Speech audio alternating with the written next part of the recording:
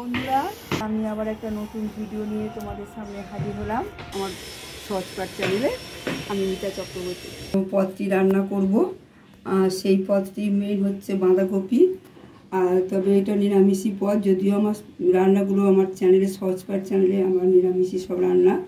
তবে এই পদটি বেশিরভাগ সময় পুজো পার্বণই বেশিরভাগ হয়ে থাকে। সামনেই সরস্বতী পুজো চলে গেল, সরস্বতী পুজোই বলো লক্ষ্মী পুজো দিনে এগুলো খুব ভালোভাবে যায়। সেরকমই একটা বাঁধাকপি দিয়ে রান্না করছি। বন্ধুরা, আমার চ্যানেলে সবাইকে আমি স্বাগত জানাই।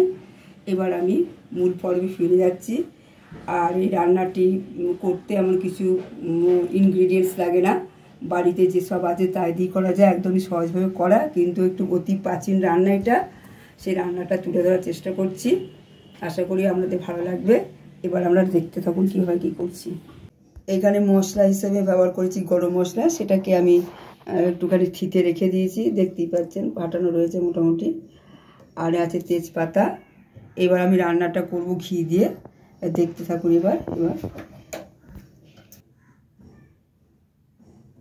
রান্নাটা মূলত ঘি দিয়ে হবে।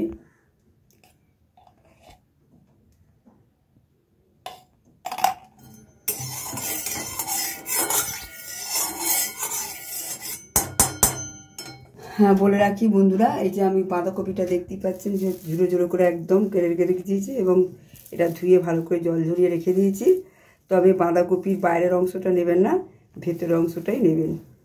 দেখতেই পাচ্ছেন কিভাবে কেটেছি, সুন্দর করে জিরি জিরি করে কাটা, এত সাদা ধপধপ করছে, যাকে বলে শ্বেত শুভ্র। যেমন সরস্বতী সাদা সমস্ত কিছু পরে, সাদা বিনা, সাদা শাড়ি, সাদা অলংকার, সেই টাইপেরই আর কি। বাঁধাকপিটাও দেখতে ঠিক ধরনের সাদা।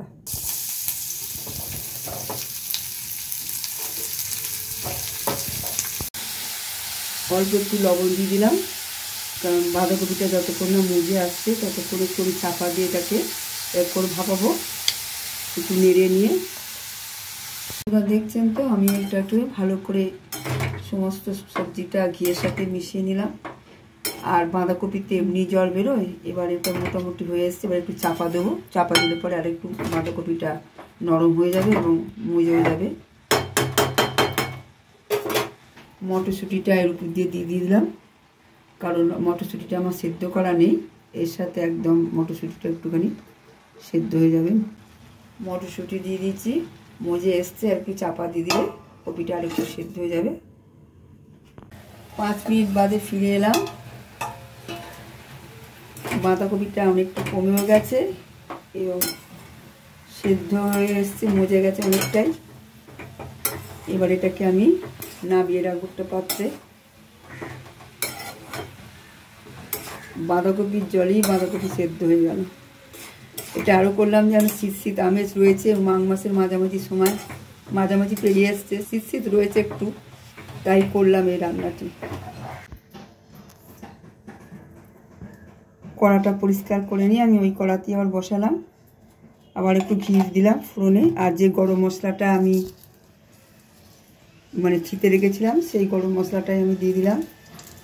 এখানে আমি একটুখানি গোলমরিচ দিচ্ছি বন্ধুরা, যদিও এটা মিষ্টি মিষ্টি তরকারি, তবে একটু গোলমরিচ দিলাম, একটু ফ্লেভারও আসবে, একটু ঝাল ঝাল হবে, সেই হিসেবে দিলাম। আপনারা মনে করলে না দিতেই পারেন। বন্ধুরা, আমি প্রথম বললাম যে গরম মশলাটা সেদ্ধ গেছে, গরম মশলার সুগন্ধটা বেরিয়ে গেছে।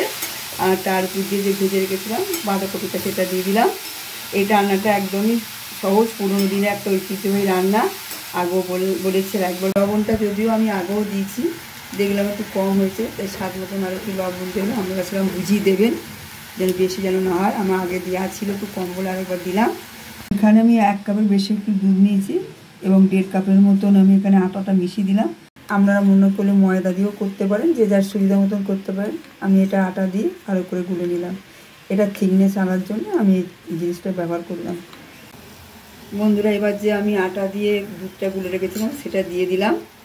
আর একটা কথা বলে রাখি, এখানে মিষ্টিটা একটু দিতে হয়, যেহেতু নিরামিষ পদ।